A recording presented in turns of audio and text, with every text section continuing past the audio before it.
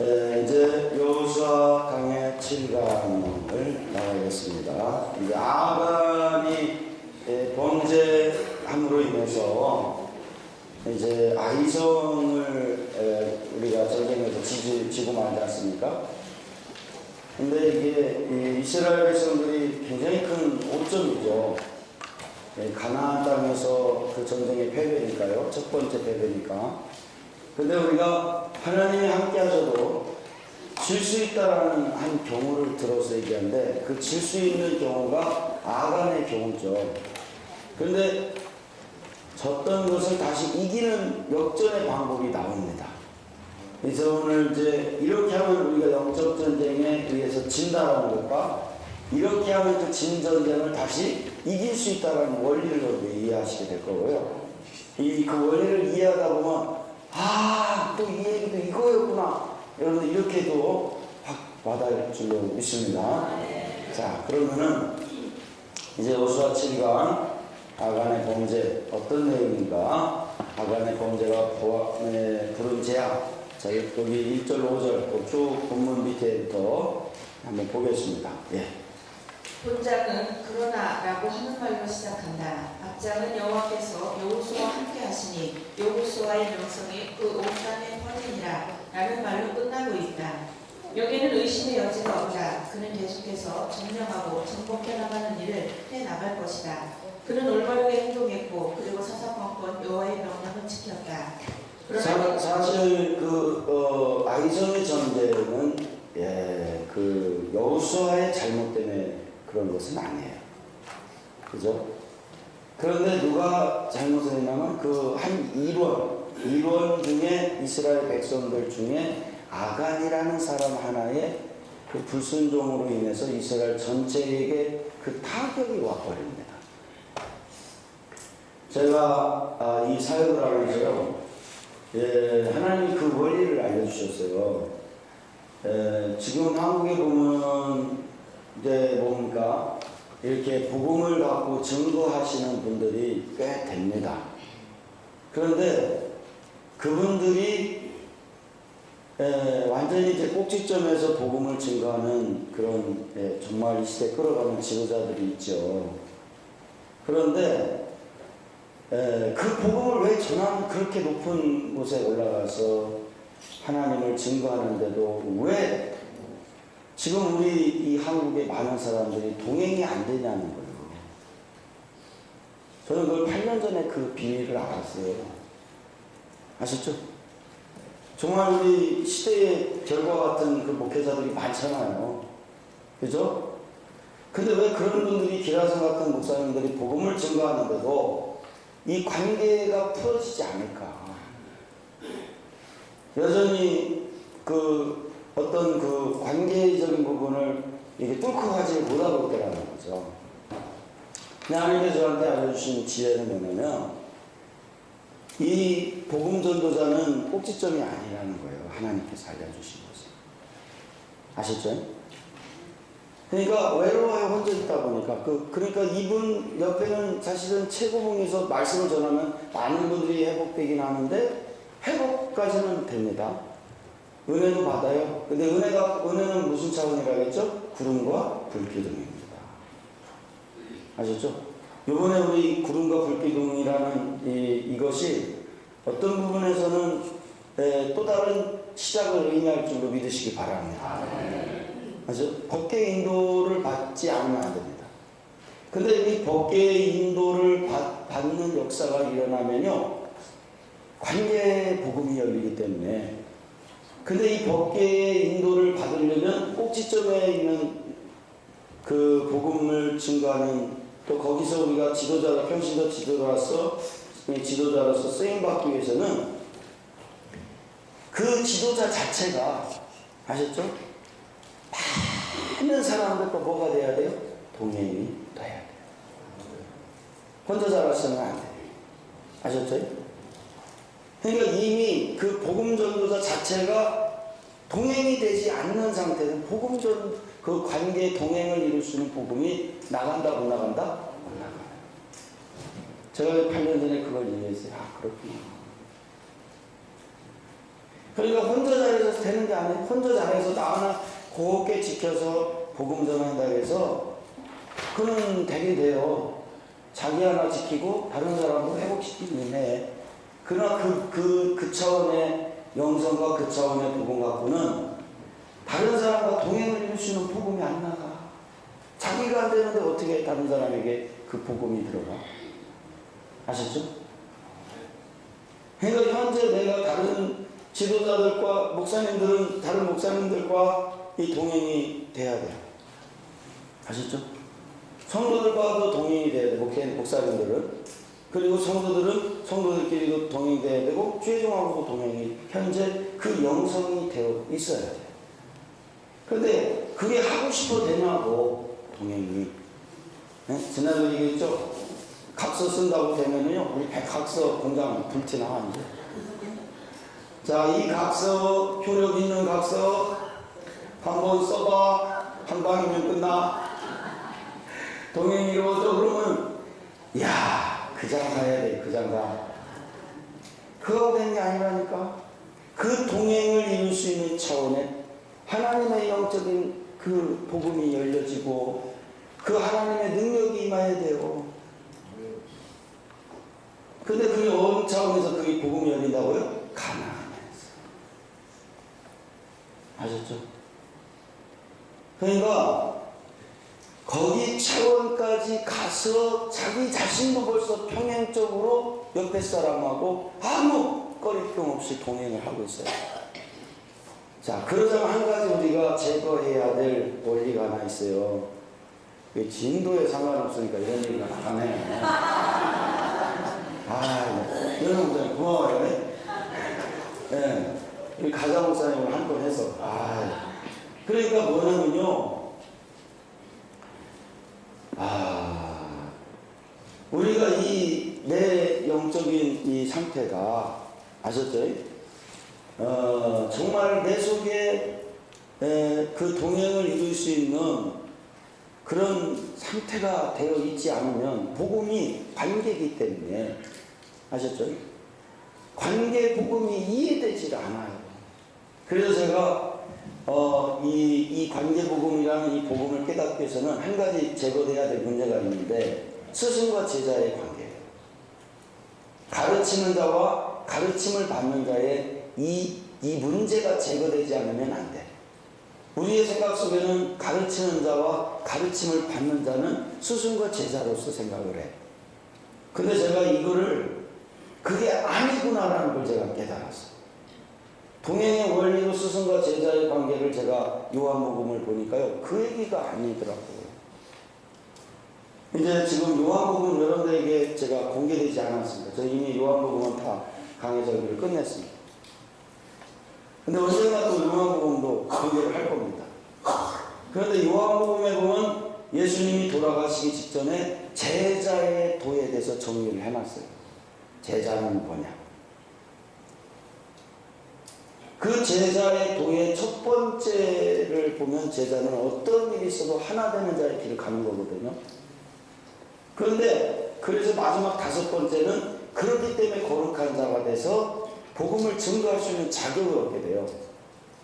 그런데 그건 나중에 제가 개인적으로 늘 특강식으로 지역마다 들으신 분들도 있지만 안 들은 분들 한 번 더 해드리겠지만, 거기에서 보면요, 핵심적인 거 뭐냐면요, 제자를 만들 수 있는 원리는 스승이 돼야만 제자 되는 건 아니에요. 절대 그것보다 큰일 납니다. 제자의 핵심은요, 이 땅의 스승은 아무도 없습니다. 아셨죠? 우린 그걸 아셔야 돼요. 이 땅의 스승은 아무도 없고 오직 예수님만 스승입니다. 아셨죠? 오직 예수님만 스승이고, 그러면 어떻게 제자를 만들 수 있냐면요, 진짜 예수님의 제자가 된 사람만 제자를 만들 수 있습니다. 아셨죠? 그래서 제자만이 제자를 만들 수 있어요. 왜냐하면 자기를 제자로 한번 만들어 봐야 된다니까. 누구의 제자? 예수님의 제자. 그 사람은 자기를 예수님의 제자로 만들어 봤기 때문에 제자가 뭔지를 알아요. 그러니까 이 땅에 있어서 어떤 누구도 스승은 없고 제자가 다 제자를 만들 수가 있는 겁니다. 그러니까 이 땅의 스승은 오직 하나님 예수님밖에 없는 줄 믿으시기 바랍니다. 그래서 동행이 될 수가 있는 거예요. 그렇다면 또 여기서 우리가 하나 생각해요. 그러면 질서가 없지 않습니까? 그렇죠. 사실은 볼 땐 질서가 없죠. 그러나 어제 말씀 나왔죠. 우리가 하나님 말씀으로 순종하면 서로가 어떻게 된다고요? 존귀하게. 아셨죠? 이제 눈으로 보이는 스승과 제자의 관계가 아니라 정말로 영적으로 순종하는 사람들에게 영적인 존귀함이 높아진다니까, 자동으로. 아셨죠? 그러니까 인간의 보이는 위계 질서로 질서가 잡히는 것이 아니라 영적인 하나님의 위계 질서로 질서가 잡히는 줄 믿으시길 주옵니다. 하나님이 세워주신다니까요, 그 권위를. 아셨죠? 우리가 하나님 말씀 갖고 가면요, 세상의 권위를 세워줘야 돼요. 그러니까 이 세상의 위계의 질서로 하나님께서 세우신다니까. 근데 그 하나님의 위계의 질서는요, 높고 낮음이 아니에요. 동행이지. 사랑인 줄 믿으시길 축원합니다. 다 같이 가는 거예요. 아셨죠? 그러니까 하나님은 정말로 제자가 된 사람만이 제자를 만들 수 있는 원리를 만들어 놨더라고요. 제가 요한복음에 보니까. 아셨죠? 아주 언제 좀 시간이 되면 그거 한번 내가 올리지 않았나? 인터넷에? 그 자료에? 올려놨죠? 예. 그 인터넷에 보시면 잘 크게 또 보면요. 그 자료 올려놨어요. 그 소글자 거기에 있죠? 그 뭐죠? 거기에다 올려놨을 거예요. 그러니까 그거 한번 인터넷 들어가서 꼭 한번 살펴보시기 바랍니다. 그러니까 여러분들 뭡니까? 우리가 이 복음의 세계를 열어가려면요, 옆에 사람들과의 관계가 해결되지 않으면 진짜로 영적인 복음을 통해서 관계를 풀 수가 없어요. 그러니까 먼저 어떻게 되면 하나님과 나와 사이를 회복하시기를 축원합니다. 근데 어떤 식으로 회복하냐면 그 관계적인 부분에서 나를 한번 그 복음을 한번 나를 좀 쳐봐야 돼. 그래서 그 첫 번째가 어제까지 말씀드렸던 뭘 해야 돼? 요단강을 건너서 12돌이 있어야 돼. 아셨죠? 하나님을 믿고 죽을 것 같지만 한번 해보라니까요. 해서 그 요단강을 한번 건너서 제자의 도를 하나님께 배울 수 있는 지혜의 가르침을 받을 수 있는 조건을 만들어 놔야 돼요. 그러면 하나님께서 그 영적인 관계를 풀을 수 있는 원리의 복음을 깨닫게 할 줄로 믿으시기 바랍니다. 아셨죠? 그래서 하나님의 세계는요, 사랑이라니까요. 아셨죠? 그래서 사랑이에요. 실력자들이 많아요. 제가 이 강의를 하고 다니면요, 고수들이 많아요. 진짜로. 책도 여러 번 내고요. 벌써 지도자로서 반열에 들어선 사람들이 있어요. 제가 카나다에만 가도 거기에 정말 내가 아는 목사님 글을 보면요, 저보다 글을 더 잘 썼어요. 아주 매끄럽게 정말 잘 쓰는 분도 있어요. 그런데 결과가 없어요. 왜 그런가 하고 살펴보니까 그분이 개인적인 영성은 어느 정도 됐는데 관계를 풀어가는 영성적인 부분을 터치를 못하고 있는 거예요. 그러니까요, 그 차원에서는 안 열려요. 그러니까 여러분들, 이 복음의 세계를 정말로 여러분들이 사람들을 살리고 관계를 풀릴 수 있는 복음이 되려면 자기가 없어져야 돼요. 정말. 그래서 옆에 사람들과 평행을 이룰 수 있는 동행을 할 수 있어야 된다니까. 그래서 하나님 저한테 알려주신 것도 너를 포함한 12명과 네가 정말로 정말 절대적인 동행을 이룰 수 있는 영성만 된다면 너는 하늘의 비밀을, 엄청난 비밀을 깨닫게 될 거라는 거예요. 아셨죠? 상하가 아닌 동행. 아셨죠? 아무 조건 없이 서로 나눌 수 있는 동행. 상하가 아닌. 아셨죠? 그 동행의 비밀을 네가 12명까지만 갈 수 있다면 이건 최고의 수준이라고 하나님 저한테 알려주셨어요. 꼭지점이 아닌 동행이라니까요. 수평으로 12명 정도까지만 너가 정말로 이걸 목숨을 걸고도 함께 갈 수 있는 동행자로 함께 너를 포함해서 네가 그 영적인 관점을 갖게 된다면 복음은 가히 세상을 회복할 수 있게 될 것이라. 꼭지점이 아니에요. 근데 지금까지 다 보세요. 꼭지점이었죠. 그거 갖고는 모자랐다는 거예요. 그러니까 우리가 어떻습니까? 이제는 옆에 사람이 아주 중요한 사람입니다. 함부로 했다면 큰일 납니다. 자, 한번 인사하시는데요. 큰일 날 뻔했네요. 중요한 분이네요. 잘 살겠습니다. 아셨죠? 그러니까 이 하나님은요, 그 원리를 만들어 놨더라고. 그냥 좋고 나쁘고 부족하고 이것 때문에 그 사람 가지 전액이 또 쳐내버리고 그 영성 갖고는 이 관계 복음을 깨달을 수가 없다는 거예요. 정말로 사랑할 수 있어야 된다는 거예요. 이 동행이 돼야 된다는 얘기는 정말로 용서할 수 있어야 된다는 거예요. 정말로 사랑할 수 있어야 관계를 풀 수 있는 뭘 깨달은다는 거예요? 깨달을 수가 있다는 거예요.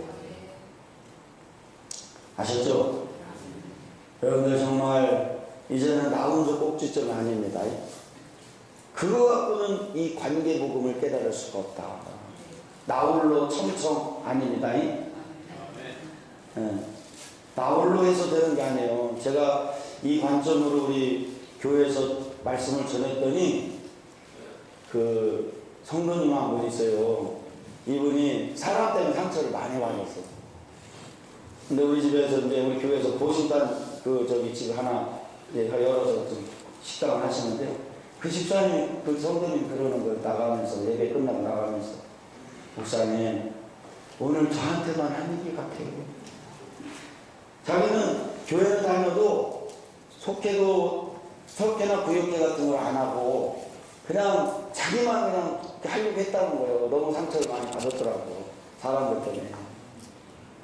근데 그렇게 해서는 영적인 복음을 한계가 있다. 깨달음에 한계가 있다. 그 얘기를 알아들었어, 이 양반이.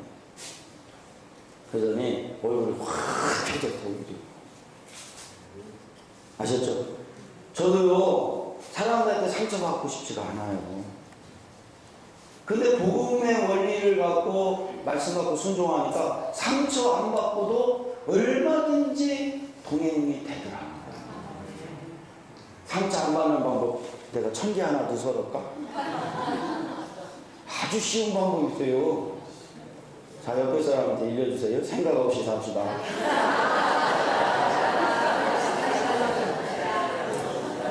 아시죠? 아, 나 이거 오늘 전기도 잘했네.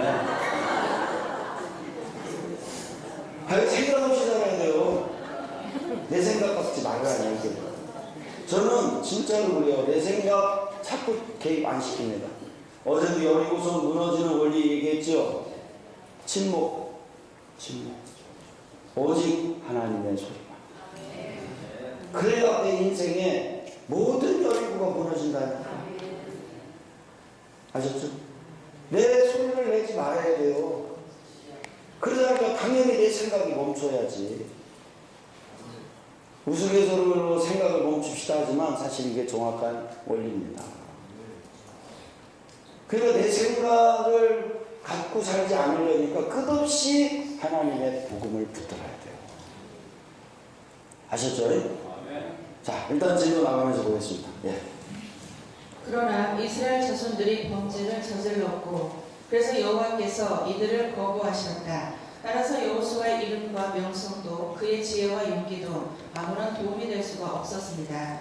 만일 우리가 하나님을 잃게 된다면 우리는 친구도 잃게 되고 하나님이 우리 편이 되어주시지 아니하면 그들도 우리를 도울 수가 없습니다. 1절 이스라엘 자손들이 바친 물건을 인하여 범죄하였으니 이는 유다 지파 세라의 증손 삽디의 손자 갈미의 아들 아간이 바친 물건을 취하였습니다. 여호와께서 이스라엘 자손들에게 진노하시니라.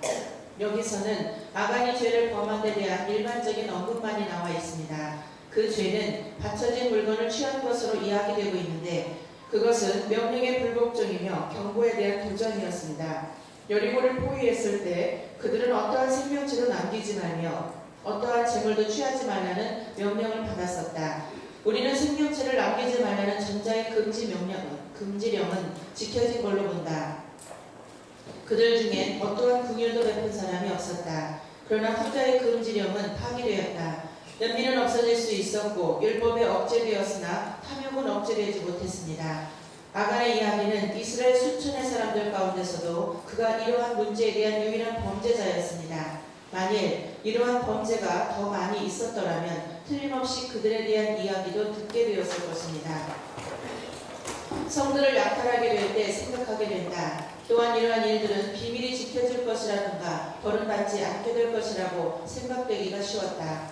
그러나 하나님의 은혜로 이스라엘 민족들은 할례와 그들이 늦게 남아 지키게 된 유월절과 같은 하나님의 규례와 그들에게 관심을 쏟아주신 하나님의 섭리를 통해서 그들의 마음에 하나님의 훈계와 심판을 두려워하며 자기들이 하나님에게 순종하기 위해서 자신을 기꺼이 부정할 수 있는 생각들이 만들어져 있었습니다. 그러나 비록 죄를 지은 사람이 단 한 사람뿐이었다고 해도 이스라엘 자손들이 범죄하였다라고 기록되어 있는데 그것은 바로 그들 지체 중에 하나가 범죄했기 때문이었습니다. 그는 그들과 따로 떨어진 사람도 아니었으며 관련이 없는 사람도 아니었습니다. 아간 한 사람의 행위가 그가 한 구성원이 되어 있는 그 전체 사회에다 유죄 선언을 가져온 것입니다. 그러니까 왜 그러냐면요. 이거 하나님 걸 알려주신 거예요. 이 관계라는 거. 아시죠? 그러니까 우리가 그동안은 우리 광야 차원까지는요. 딱 아니면 잘라버려야 돼. 그게 처방 방법이요. 만남에 있어서. 아셨죠? 그래야 내가 살아. 아셨죠? 사실 세계에서는 그래요. 그러니까 영적인 세계는요. 저 사람이 잘못됐다고 해서 잘라버려 내가 죽어버려. 관계이기 때문에. 다 같이 가야 돼요.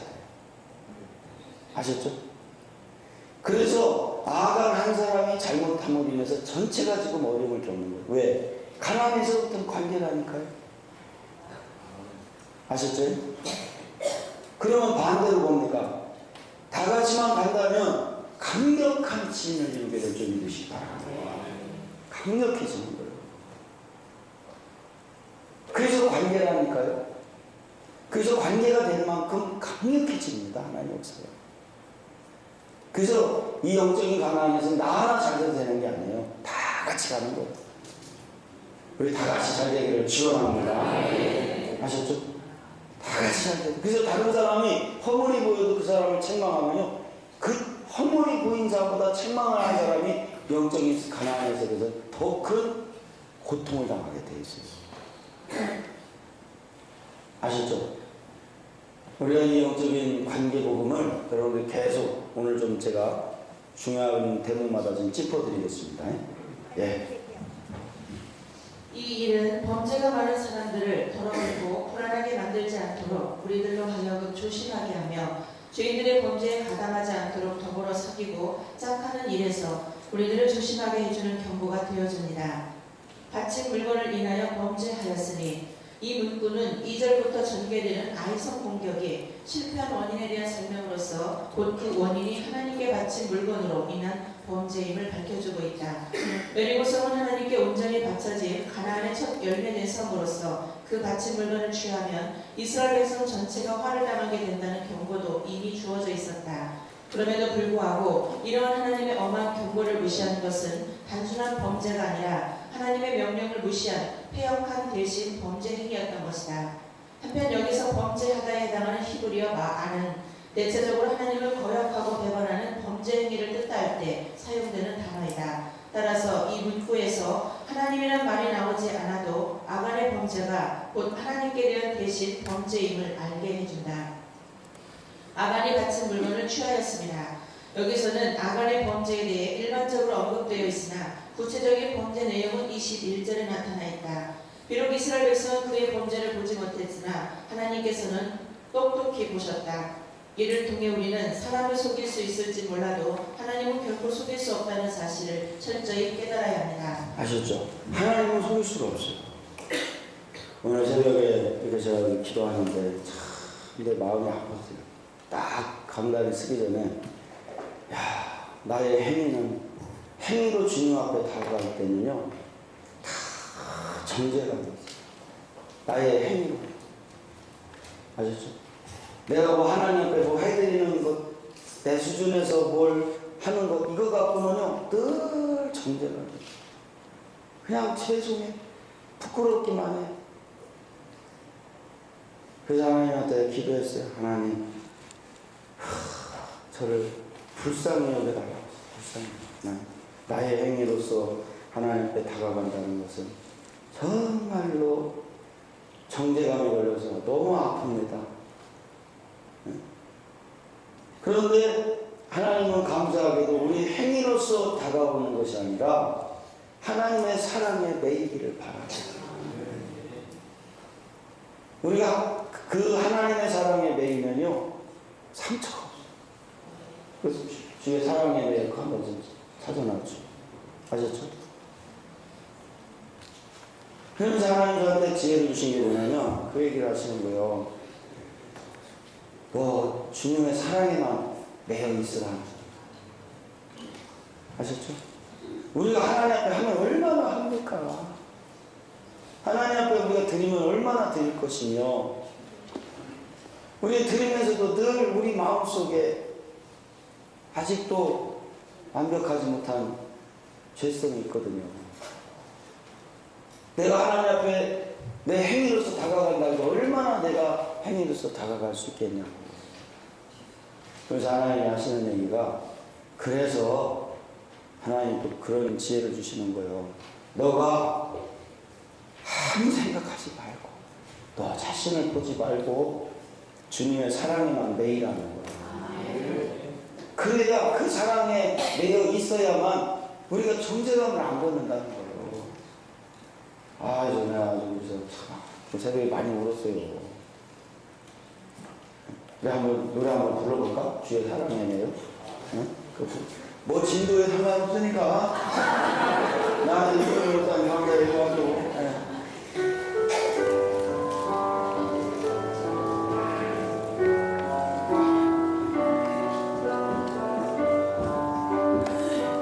오직 주의 사랑에 매여, 오직 주의 사랑에 매여, 내 영기고 노래합니다. 내 영기고 노래합니다. 이 소망의 언덕, 이 소망의 언덕, 이 꿈의 땅에서 주께 사랑 드린, 오직 주의 사랑에 매여, 오직 주의 사랑에 매여, 내 영 기뻐, 내 영 기뻐 노래합니다. 이 소망의 언덕, 이 꿈의 땅에서 주께 사랑 드린, 오직 주의 사랑에 매여, 오직 주의 사랑에 매여, 내 영 기뻐, 내 영 기뻐 노래합니다. 이 소망의 언덕, 이 꿈의 땅에서 주께 사랑 드립니다. 그래서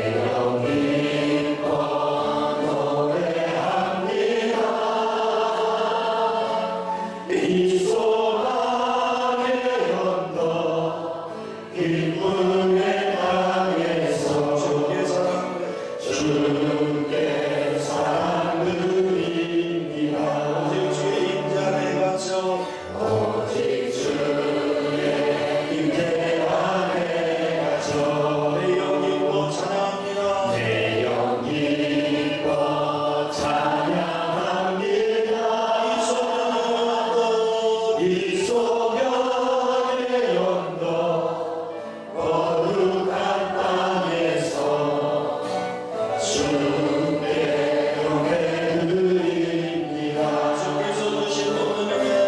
주께서 주신 모든 은혜 나를 말할 수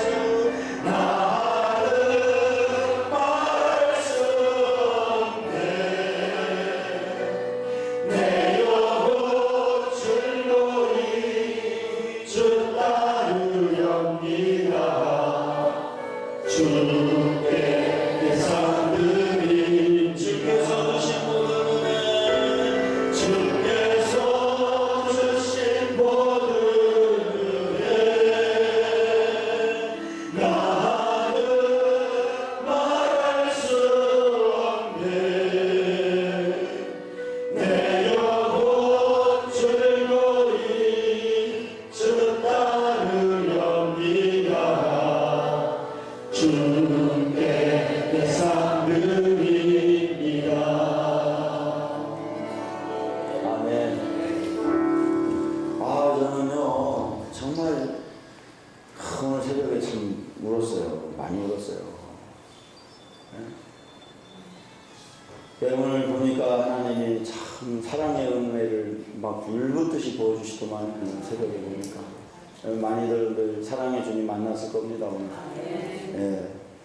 그러니까, 이 하나님의 세계는 관계로 사랑이기 때문에 하나님이 이 악한 한 사람을 그냥 징벌할 수도 있었지만 하나님은 그 교훈을 남기신 줄 믿으시기 바랍니다. 우리가 가나안을 정복해 들어갈 때부터는요, 옆에 사람을 치면 큰일 납니다. 아셨죠? 한 사람의 범죄가 전체에게 영향을 줄 수가 있어요.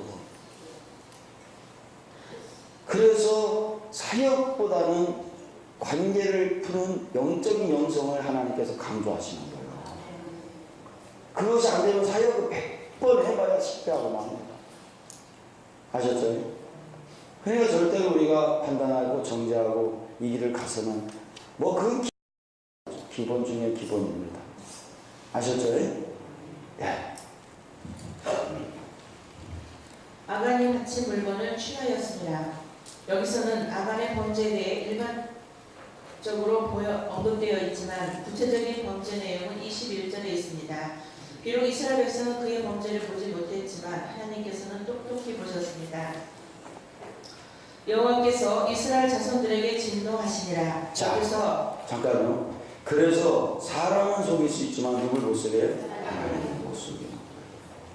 절대로 못 속여요. 왜 벌써 마음에 고통이 오는데? 아셨죠? 괴로움이 오는데? 그래서 사람은 속일 수 있지만 하나님 속일 수 없기 때문에 하나님이 뭐라고 하냐면 그렇기 때문에 하나님의 사랑에 매일하는 거예요. 저한테 알려주신 지혜가. 아셨죠? 우리의 행위로는 늘 부족하니까. 그러면서 우리가 말씀을 통해서 점점 더 나 자신을 행위를 고치려고 하지 말고. 아셨죠? 내 행위를 보고 내 행위를 고치려고 하는 순간부터 또 고통이 옵니다. 그래서 주님의 사랑에만 매일 하는 하나님께서. 그리고 하나님의 복음이 증거되는 대로 믿고 따라오라는 거예요. 그러면서 믿음을 들으면서 나기 때문에 들려질수록 하나님께서 우리에게 이 영적인 세계를 열어갈 수 있는 그 모든 비밀을 푸실 줄 믿으시기 바랍니다.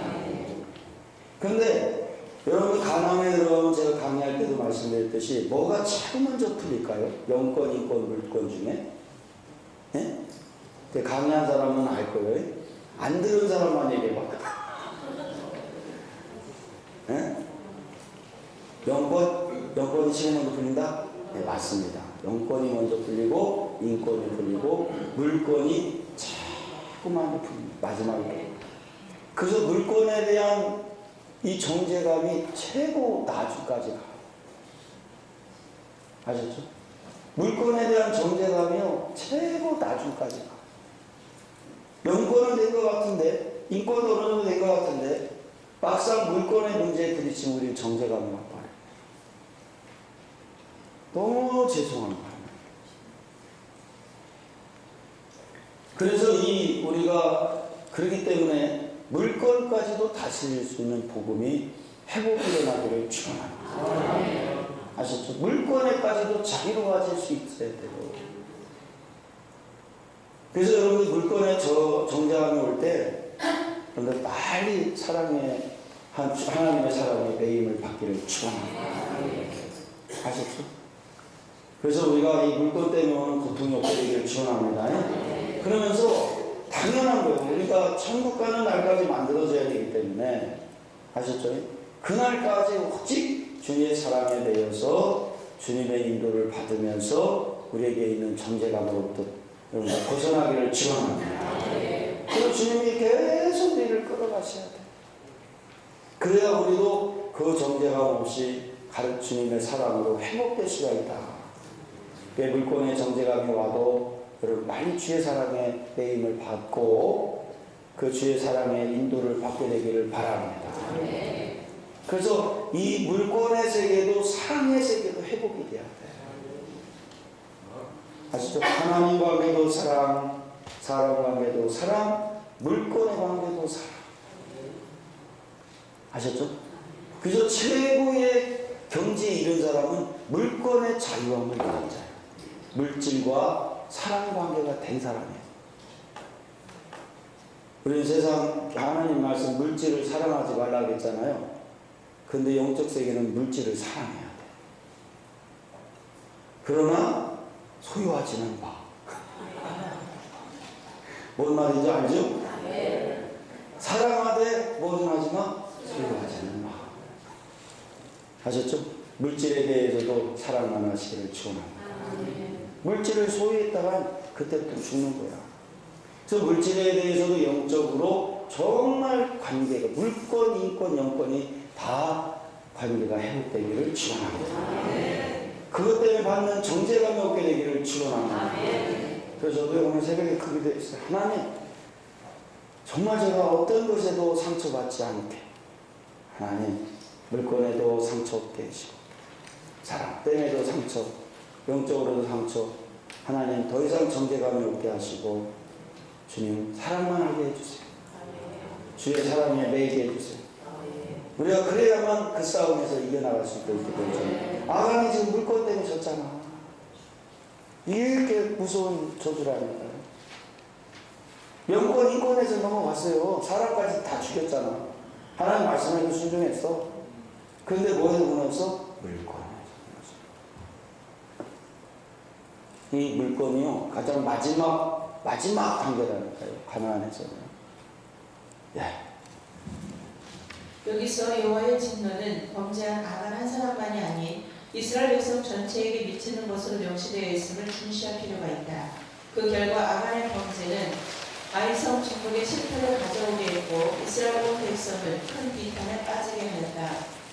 한 사람 아간의 범죄가 어떻게 이스라엘 백성들 전체에까지 영향을 줄 수 있는가에 대해 많은 논란이 있지만 그것은 하나님 앞에서 이스라엘이 유기적 통일체임을 알면 쉽게 이해된다. 즉 이스라엘 민족은 순수한 혈연 공동체였을 뿐만 아니라 한 분 하나님을 모시는 언약 공동체였고 아간은 이 공동체의 일원이었습니다. 따라서 아간 한 사람의 범죄는 곧 이스라엘 전체의 범죄가 된 것입니다. 자, 그래서 이 동행이라는 영성이 안 된 이 아간과 같은 영성에 매여 있게 되면요, 동행이 안 돼. 하고 싶어. 아셨죠? 그러니까 세상은 이 광야까지만 잘라버리고 정죄해버리고 안 만나면 되지만, 그러나 그것은 안 만나고 되는 것이 아니라 사실은 그거로 그냥 끝난 거죠. 그 사람의 영적인 상황, 서로에게. 그러나 이 가나안에서부터는 이런 영성이 안 된 사람은 동행하고 있는 사람들의 모임에 동참이 된다는 거야, 안 된다는 거야? 안 돼. 아셨죠?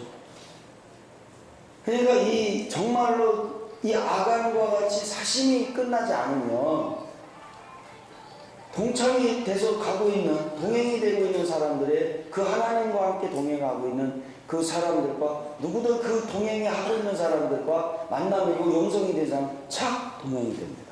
함께 가요. 그러나 그것이 안 되면요, 껴주고 싶어도 함께 하고 싶어도 안 돼. 아셨죠? 그러니까 이 가나안의 또 다른 가나안이에요. 육적으로 보이는 가나안의 또 다른 영적인 가나안이에요. 그러니까 본인 스스로가 그 무리에 들어가지 못해요. 아셨죠? 내가 그 전에 왜 다들 지옥 가냐고 어떤 사람이 물어봐가지고, 응? 왜 사람들이 천국 가면 되는데 왜 지옥 가냐고. 근데요, 천국과 지옥을 누가 가르냐면요, 어떤 그 문헌에 보니까 그렇게 나왔어. 이렇게 염라대왕이 앉아서 너 여기 가라. 너는 이놈 봐라. 잘했네. 뭐 천국 가라. 이렇게 염라대왕이 앉아서 그렇게 하는 게 아니라 본인 스스로가 가지 못한대. 천국. 가라고 떼어내려도 못 간대. 견디지 못하는 거예요. 영적인 세계가 그렇게 돼 있다니까요. 본인이 준비가 안 되면요, 본인 스스로가 하나님의 나라에 다가가지 못해. 그 본인이 알아. 아셨죠? 그래도 얼마만큼 이 복음으로 나를 꺾어야 되는 줄을 믿으시길 축원합니다. 그래서 오직 주님의 자비만을 구해야 돼. 불쌍히 여겨주세요. 네? 주의 사랑에 매여서 가게만 해주세요. 그리고 끝없이 나의 이 판단과 정죄, 다른 사람을 사실을 보고 미워하는 이거를 계속해서 하나님의 복음으로 꺾어나가지 않는다면 역사가 일어나지 않아요. 여러분들 그 자격을 준비되기를 축원합니다. 아간이 그 욕심을 버리지 못함으로 인해서 본인 스스로가 도태돼 버리잖아요. 누가 그렇게 한 것도 아니야. 아셨죠? 근데 나중에 이 아간을 뽑아내는 방법을 보면 제비뽑기를 합니다. 야, 이 제비, 우리도 제비 좀 뽑아볼까 한번. 아간 뽑아내? 근데 그 필리핀 갔더니요, 그 믿음 뽑아라는 얘기가 있더라고요. 아멘 뽑아잖아, 아멘 뽑아. 그게 무슨 때 뽑아라는 얘기 뭐예요? 아멘 뽑아, 뭐, 그 얘기. 그게 무슨 말이에요? 아멘, 꼴은 납니다. 네. 그러니까, 아는 의문이거든요. 아멘에 동의하십니까? 네, 아멘에 동의하십니까? 네, 그게 아멘 뽑아. 네, 근데 저는요, 아멘 뽑아가 아멘 뽑아로 들렸어요. 그래가지고 필리핀 선교 갔을 때, 거기 강의할 때, 그래, 여러분들 아멘을 뽑아내라 이거예요. 저 그렇게 들었어. 아, 공부가 그런 얘기구나. 아멘을, 나의 아멘에 동의한다 이런 얘기예요. 여러분들 비슷하긴 하네. 아멘을 뽑아내라. 네, 그렇습니다. 아, 그렇군요. 하여간 뭐, 이 필리핀 말이 좀 신기로운 말들이 많아요. 일이 쭉 그러더라고. 길을 물어보니까 일이 쭉 그러더라고. 그것도 무슨 말이야? 일이 쭉이야. 뭐 그런 비슷한 얘기 있던데. 그래서 난 그 알아듣기보다 일로 쭉 가라고. 길을 물으니까 일이 쭉 그러더라고. 아, 일이 쭉 가면 잘해라. 그래서. 참, 이 언어가 참 좋습니다. 그래서, 여러분들 스스로, 우리 스스로가요, 진짜 아멘을 뽑아내든지, 전국을 가면 이리 쭉 가든지, 내 스스로가 준비가 안 돼서 동행이 안 된다니까. 그건 본인이 알아. 그러니까 이게요, 정말 요단강을 안 건너면 갈 수가 없어. 사실 보고 판단하고 정죄하는 사람은요, 이 관계 복음을 깨달을 수가 없다니까. 제 아간이 이 범죄함으로 공동체에서 착출이 되잖아요. 근데 이 제비 뽑아가지고, 이 제비 뽑았다가 야매 뽑아가 나왔구나. 제비 뽑아서 이 아간을 추려내는 걸 보면 정말 신기합니다. 아셨죠? 이따 좀 한번 보겠습니다. 좀 보나가면서. 따라서 아간 한 사람의 범죄는 곧 이스라엘 전체의 범죄가 된 것입니다. 이는 마치 한 지체의 고통으로 온몸 전체가 고통받는 것과 같습니다. 이러한 예는 사무엘하 21장 1절에서 10절에도 나타나 있는데 여기에는 다윗 시대에 있었던 3년 동안의 기근이 사울과 그의 집 때문이라고 설명되어 있습니다. 한편 여기서 진노라는 말은 불붙는 듯한 분노를 뜻하는 말로 사람에게도 적용되었지만 특별히 하나님께 적용되는 단어입니다. 실로 하나님의 불타는 듯한 진노는 불의로 진리를 막는 모든 사람들의 모든 경건치 않음과 불의에 대해 하늘로 쫓아 나타납니다.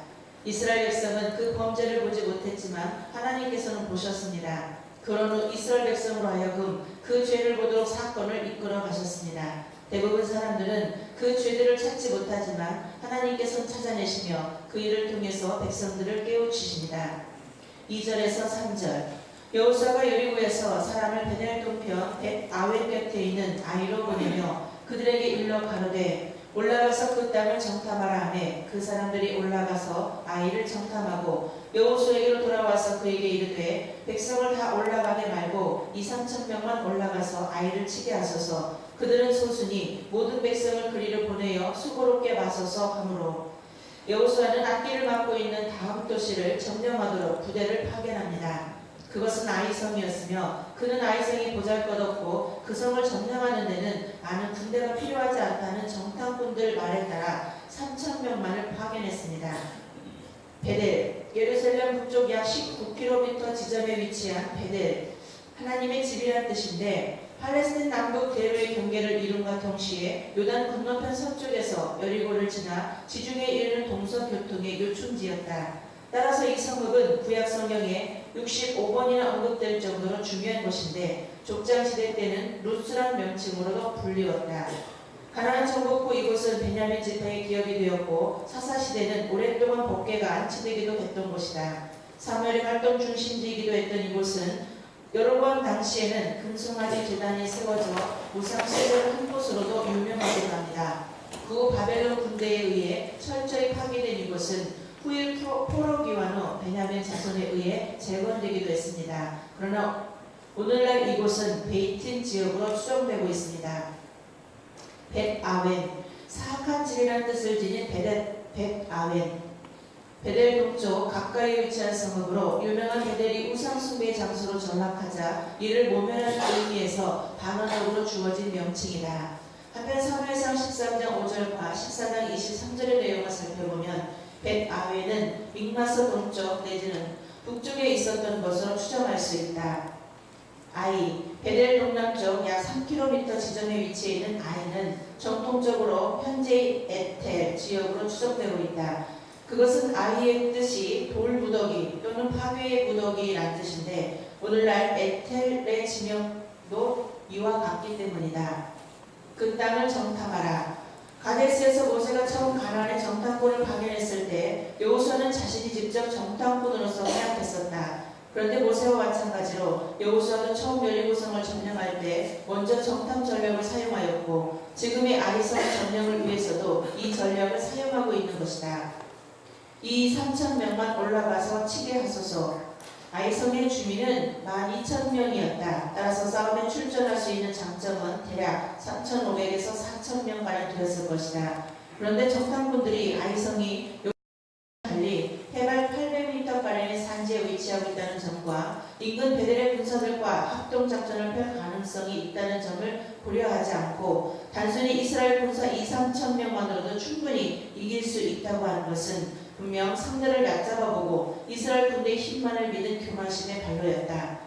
즉 최근의 요단 동편 아모리 두 왕의 진멸 사건과 요단강 도하 사건, 여리고성 정복 사건 등 지금까지 연전 영승만 믿은 지나친 자만심에서 나온 잘못된 보고였다. 물론 아이성 전쟁 실패의 근본적 요인이 아간의 범죄 때문인 것은 사실이지만 1절에 이들의 자만심 또한 실패의 한 요인으로 분명 작용했을 것이다. 한편 여기서 치게 하소서에 해당하는 히브리어 낙하는 때리다, 죽이다는 뜻으로 종종 한 번의 치명적인 타격으로 어떤 대상을 치거나 죽일 때 사용되는 단어다. 자, 이보세요. 여기서 이제 우리가 또 하나 짚고 넘어갈 거 뒤에도 자세하게 나오는데 하여간 이 가나안 전쟁에서는요 늘 하여간 이 하나님에 대한 우리 자신이 주님만을 의지하는 그 사랑에 매이는 그 선택에서 조금만 벗어나면 이 문제가 발생됩니다. 아셨죠? 그러니까 우리가 늘 주님에 대한 관계적인 마음의 상태, 요거를 잘 유지하시길 축원합니다. 거기서 조금만이라도 내 자신을 내세우고 나를 의지하고 내 주변에 대한 것들을 그렇게 과소평가하면요 반드시 얻어갑니다. 그래서 가나안의 정복에서는 늘 나와 하나님과 관계, 나의 믿음의 세계를 잘 지켜야 됩니다. 아셨죠? 절대로 우리가 이 주님과의 관계에서의 흐트러지지만 말아야 돼. 그것만 유지해 놓으면 전쟁은 누가 하시기 때문에? 하나님이 하시기 때문에 하나님이 끌어가십니다. 아셨죠? 그래서 우리가 벌써 내가 이렇게 갈 때 어떤 정제감이 오고 고통이 왔다면 그건 벌써 내가 노출된 거예요. 나를 노출시키지 마세요. 주님의 사랑 안에 쏙 들어가요. 아셨죠? 주님의 사랑에만 매입시다. 주님의 말씀 안에만 다 매여 계십니다. 얼마나 좋은지 몰라요. 아셨죠? 네. 그들은 소수 8장 25절에 따르면 아이성 주민은 12,000명이었다. 그런데도 단순히 소수라고 평가한 것은 정탐을 성실하게 하지 않았거나 그 정도의 주민이 있음을 알고도 그들을 깔보고 보고했거나 둘 중 하나일 것이다. 즉 가나안의 정복은 처음부터 끝까지 오직 하나님만을 바라보아야 됩니다. 자, 누구만 바라봐? 아셨죠? 그래야 하나님께서 우리를 인도해 주실 줄 믿습니다. 우리 저 찬양 하나 좀 이렇게 하나 불러주세요. 그리고 자, 조금만 더 나가고 좀 쉬었다 가겠습니다. 자, 예. 여호수아가 파견했고 조금만 더 나가요. 여호수아가 파견한 부대는 아이성의 공격 10초에 패배를 당하고 약간의 손실을 입게 됩니다. 4절에서 5절 백성 중 3,000명쯤 그리로 올라갔다가 아이 사람 앞에서 도망하니 아이 사람이 그들의 36인쯤 죽이고 성문 앞에서부터 스바림까지 쫓아와서 내려가는 뒷단에서 쳤으므로 백성의 마음이 녹아 물같이 된지라. 그들이 아이 사람 앞에서 도망하니라.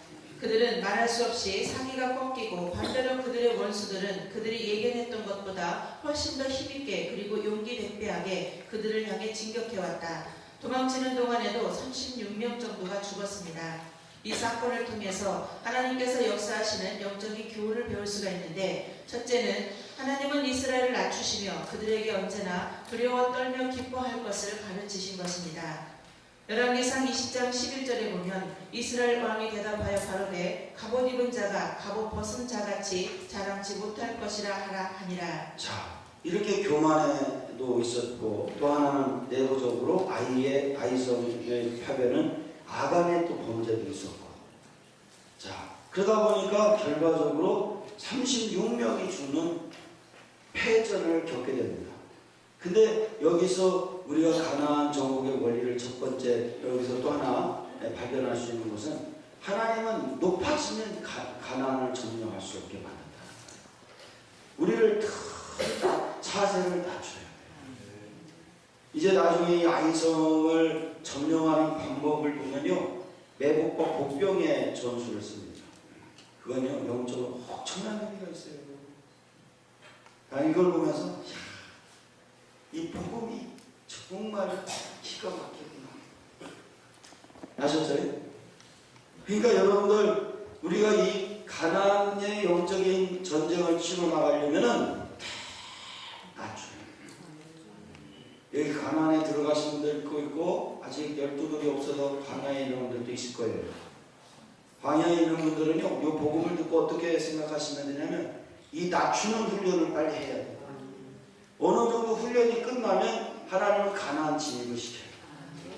아시죠? 이건 개인적인 차이기 때문에 내가 여러분들이 개인적으로 해석하라고 알려드리는 겁니다.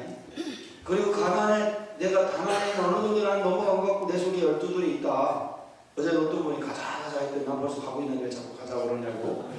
네, 그렇게 했는데, 그러니까 여러분들 이미 가나안에 가고 계신 분이 있어요. 그분들은 이 말씀을 갖고 또 계속 낮춰요. 광야에 있는 사람은 배우 훈련을 받는 거고, 가나안에 있는 사람은 실전이니까 아셨죠? 근데 어떻게 보면 우리는 두 가운데 왔다 갔다 할 때도 있어요. 어떤 분은요. 어느 날은 관인데 어느 날은 가난한데, 가난한 것 같은데 어느 날 애굽에 가 있는 때도 있고. 근데 그게 우리의 신앙이 이렇게 막 흔들릴 때가 있어요. 그러나 어느 정도 장성하면 쭉 밀고 가게 될 준비되시고, 어쨌거나 낮춤을 계속해요. 과연 높아졌다가 바로 공격당합니다. 아셨죠? 둘째, 가나안 족속들을 완악하게 하고 보다 안심하게 함으로써 실제 파멸이 닥칠 때 그들이 당할 공포가 더욱더 무서운 것이 되도록 하기 위해서이다. 셋째는 하나님이 이스라엘을 싫어하심을 나타내 보이셨고, 그리고 묵은 누룩을 없애버리라 라는 요구입니다. 원칙적으로 이것이 패배의 이유였습니다. 이 부대가 혼비백산 패배당하자 이스라엘 전체 진영이 공포에 빠졌습니다. 백성의 마음이 녹았다고 하는데 손실도 손실이려니와 실망이 더욱 컸습니다. 여호수아는 사시는 하나님이 가나안 족속을 너희 앞에서 정령히 쫓아내실 것이다 라고 백성들을 확신시켰었는데, 그렇다면 이번 사건은 그 약속과 어떻게 부합될 수 있는 것인가? 백성들 가운데 조금이라도 생각할 줄 아는 사람에게는 누구에게나 이번 사건은 하나님이 싫어하는 표시로 나타났고 보다도 불행한 운명의 전조가 되었습니다.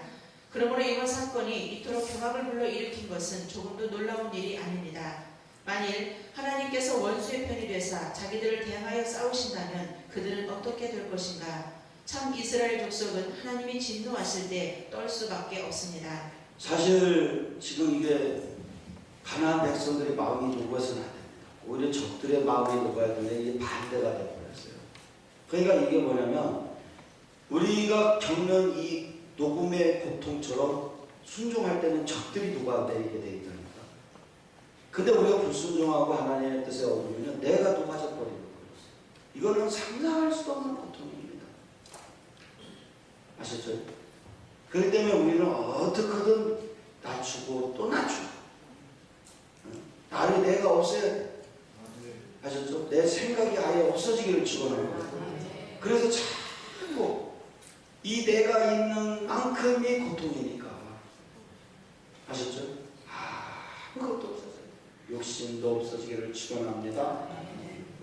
나는 없고 주님만 있게 되기를 바랍니다. 그래서 포기해야 돼요.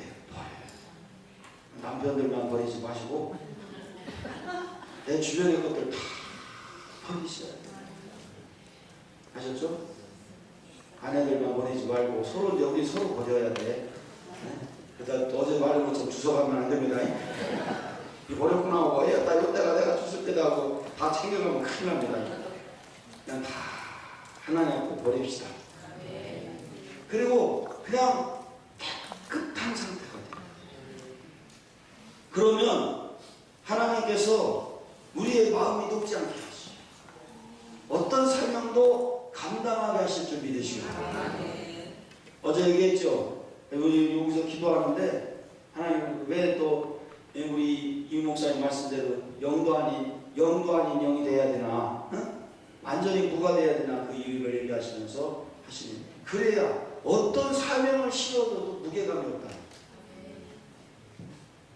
근데 내가 요만큼이라도 있으면 작은 사명도 실어버리면 무거워서 견디지 못하죠. 부담이 가가지고. 하셨죠?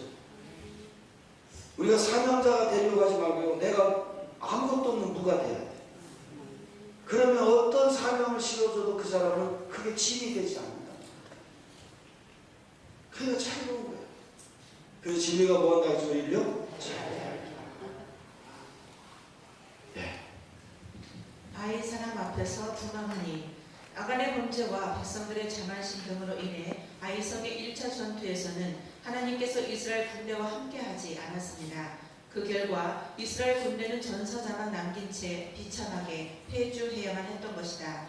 이러한 사실을 통해 이스라엘 백성들은 모든 전쟁은 여호와께 속한 것이라는 교훈을 뼈저리게 깨달아야만 했습니다. 영적인 우리 가나안의 모든 인권, 영권, 물권이 회복되어 나가는 이 가나안, 땅이 정복되는 가나안의 세계, 관계가 풀리는 가나안 세계는 우리가 해서 되지 않아요.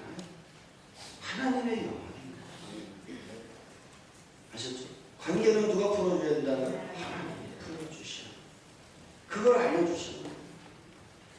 그러니까 이 교회가 전도되고 복음이 증거되는 게 다 관계 아닙니까? 그죠?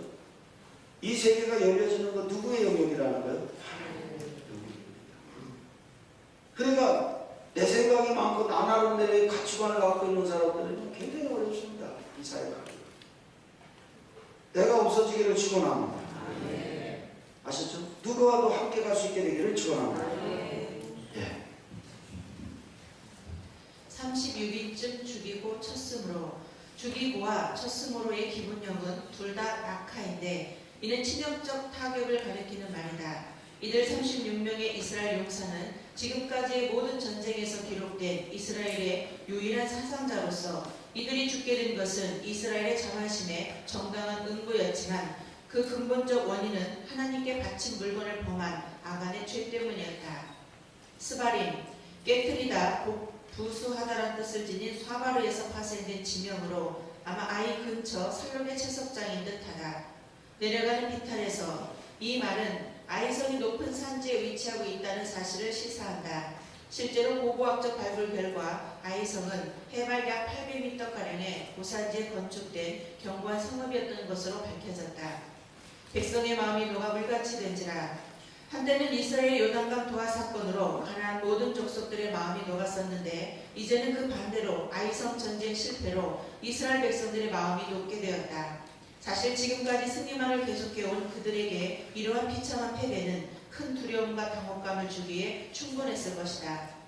즉 실패에 익숙하지 않은 그들이 이 갑작스러운 상황에 쉽게 당황한 것은 당연한 일이었다. 그러나 그들을 더욱 두렵게 한 것은 36명의 죽음과 3,000명의 패배가 아니라 지금까지 도와주시던 하나님의 힘이 갑자기 사라졌다는 그 두려운 사실이었다. 아멘.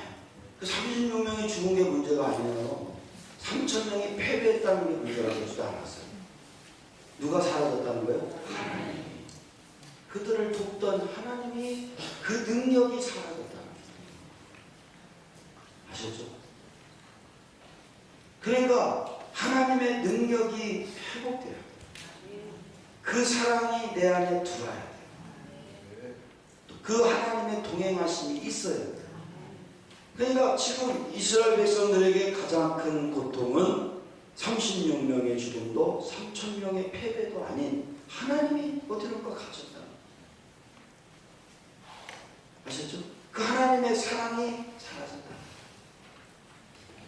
그러니까 이것은 반대로 말하면 하나님이 힘이 함께만 하면 천하보다는 걸 무적이 된다.